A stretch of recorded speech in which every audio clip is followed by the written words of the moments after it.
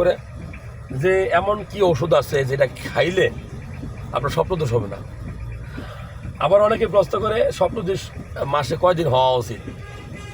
আবার অনেকেই প্রশ্ন করে যে ভালো ভালো খাবার খাইলে, পুষ্টিকর খাবার খেলে স্বপ্নদোষ হয়ে যায়। এগুলো থেকে বাঁচার কোনো উপায় আছে কি না? স্বপ্নদোষ অর্থাৎ ঘুমের মধ্যে যদি আপনি কোনো কল্পনা করে আপনার শরীর থেকে বীর্যটা বের হয়ে যায়, এটাকেই স্বপ্নদোষ বলা হয়। কেন হয় জানেন?